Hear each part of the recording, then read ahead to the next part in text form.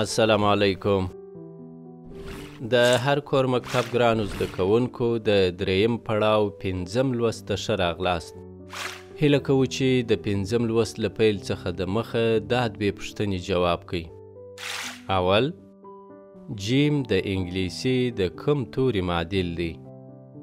دوهم، چې د انګلیسي د کوم توري معادل ده؟ هیله د خپل نوي درس ته ښه متوجه سئ او په دا دوهم لوست کې د دوو نورو تورو ح او خ معادل توري درته وړاندې کوو. په پیل کې ح ته راځو چې په پښتو حروفو د ح نوم دغه ډول لیکل کیږي.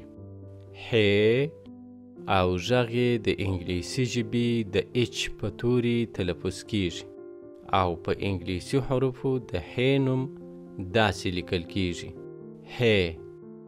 اوس د ح توری په درو لغاتو کې د انګلیسي معناګانو سره یو ځای درته وړاندې کوو او هیله ده چې راسره تکرار یې کړئ. حرف په انګلیسي داسې لیکل کیږي حرف او د حرف انګلیسي معنا ده letter.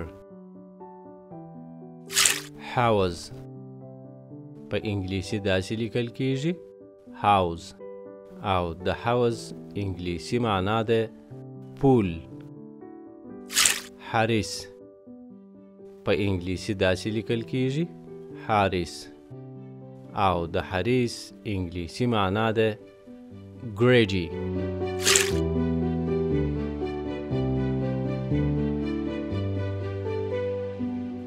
د دا لوست دوهم توری خ ده چې په پښتو حروفو د خ نوم دغه ډول لیکل کیږي خ، چې غږ یې د انګلیسي ژبې د کې اچ په تورو تلفظ کیږي او په انګلیسي حروفو د خ نوم داسې لیکل کیږي خ. اوس د خ توری په درو لغاتو کې د انګلیسي معناګانو سره یو ځای وګورئ او هیله کوو چې تاسې هم راسره تکرار کړئ. خور په انګلیسي داسې لیکل کیږي خور او د خور انګلیسي معنا ده sister. خالی په انګلیسي داسې لیکل کیږي خالی او د خالی انګلیسي معنا ده empty.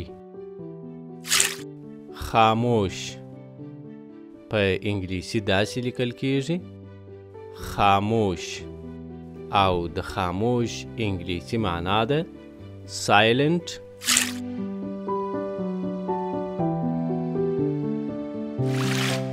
د هر کور مکتب ګرانو زده کوونکو تر 6م لوست پورې تاسې د خپلو ملګرو سره داسې لغاتونه پیدا او په کمنټ کې راته ولیکئ چې ح او خ پکښې راغلي وي.